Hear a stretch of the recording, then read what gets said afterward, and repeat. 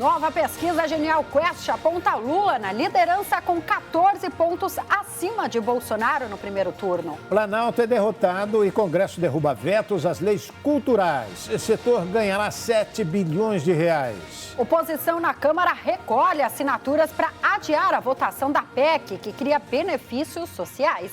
E Copacabana, bairro mais famoso do mundo, completa 130 anos nesta quarta-feira. Você acompanha agora no RB Notícias.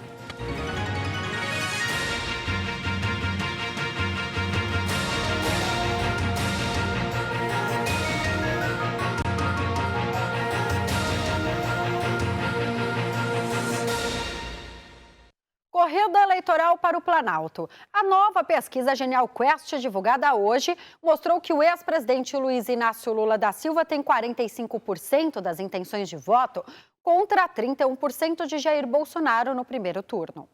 Se as eleições fossem hoje, o ex-presidente Lula e o atual chefe do Planalto iriam para um segundo turno. A diferença entre eles é de apenas 14%. Onde Lula teria 45% das intenções de voto e Bolsonaro 31%. Em uma possível terceira via, escolhida pelos entrevistados, aparece Ciro Gomes com 6%, seguido por Simone Tebet e André Janones com 2%. Os que dizem que irão votar em branco, anular, somam 6%. A proporção dos indecisos e não responderam também é de 6%. Em um segundo turno, o cenário não muda muito. Lula teria 53% e Bolsonaro 34% das intenções de voto. Os indecisos somam 4% e brancos, nulos ou não votariam 9%. A margem de erro é de 2 pontos percentuais para mais ou para menos.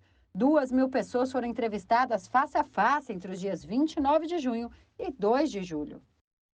O presidente Jair Bolsonaro pediu que o Supremo Tribunal Federal suspenda a decisão do ministro Alexandre de Moraes sobre interferências no caso Milton Ribeiro, o ministro da Educação afastado. O chefe do Executivo quer que o pedido de suspensão da ordem do ministro Alexandre de Moraes seja julgado pelo plenário do Supremo.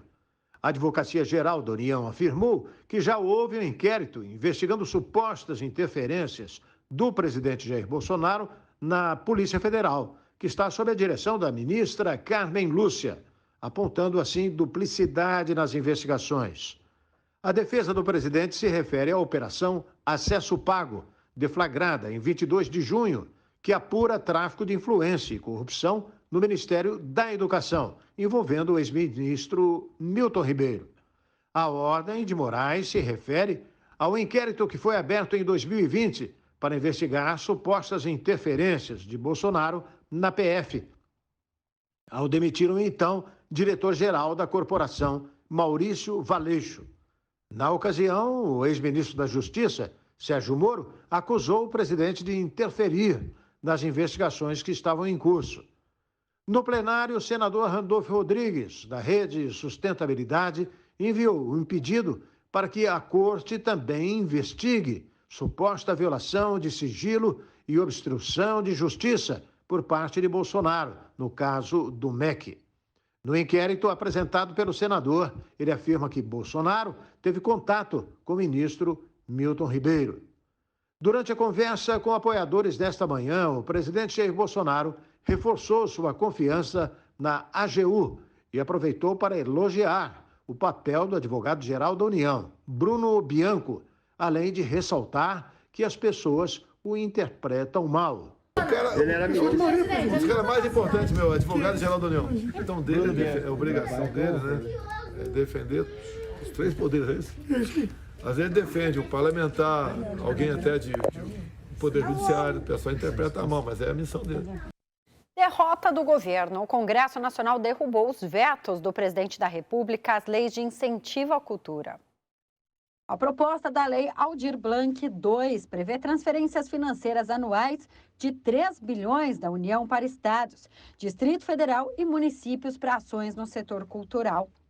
A proposta tem o objetivo de beneficiar trabalhadores da cultura, entidades e pessoas físicas e jurídicas que atuem na produção, promoção, preservação e aquisição de bens, produtos ou serviços artísticos e culturais, incluindo patrimônio cultural material e imaterial. A deputada Alice Portugal, do PCdoB, destacou que derrubar os vetos de Bolsonaro para a ativação dessas leis vai promover mais recursos ao setor e dará uma estrutura permanente para a cultura. A lei Paulo Gustavo, ela já tem todo o subsídio e lastro garantido através do Fundo do Audiovisual, que estava decididamente parado, estava com um recurso estacionado naquele apagão conhecido, vivido pela Ancine. E a Lei Aldir Blanc é, na verdade, uma lei perene, é um código do ponto de vista da estruturação permanente do financiamento da cultura, dando a sua diretriz. É como se fosse o Fundeb para a educação, portanto, sem nenhum saque, sem nenhum tipo de impacto imediato no orçamento. O deputado Marcelo Ramos, do PCD, ressaltou que essa conquista no Congresso mostra a luta pela cultura e a manutenção dela é uma batalha pela liberdade. A luta pelo direito à cultura, a luta pela manutenção de quem produz cultura no Brasil, nas suas mais variadas expressões, mas também nas suas mais variadas atividades. Do artista mais famoso ao trabalhador mais simples, da iluminação, da bilheteria, do dia a dia da atividade cultural. É uma luta por liberdade. Já a governista Domingos Sávio, do Partido Liberal, rebateu a oposição e afirmou que os vetos de Bolsonaro apenas seguiram ordens jurídicas e fiscais, mas entende que a sanção das leis na casa trarão benefícios aos brasileiros. Não podem aqui alguns virem dizer que é uma derrota do governo. O presidente Bolsonaro, seguindo a orientação da AGU, seguindo a orientação da área jurídica, tinha que apor o veto na medida que não havia o respeito à lei de responsabilidade fiscal, não havia dotação orçamentária previsível. Mas a base do governo, em praticamente sua unanimidade, eu, como vice-líder do PL, trabalhei intensamente para um acordo que trouxe aqui um resultado praticamente unânime na Câmara e no Senado, mostrando que votamos juntos pela cultura brasileira. O presidente do Senado Federal, Rodrigo Pacheco, afirmou que agora os vetos serão publicados e oficializados. Os vetos vão à promulgação.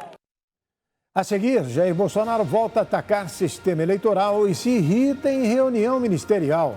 Chamada PEC das bondades vira queda de braço entre Planalto e oposição no Congresso. O RB Notícias da Rede Brasil volta daqui a pouquinho.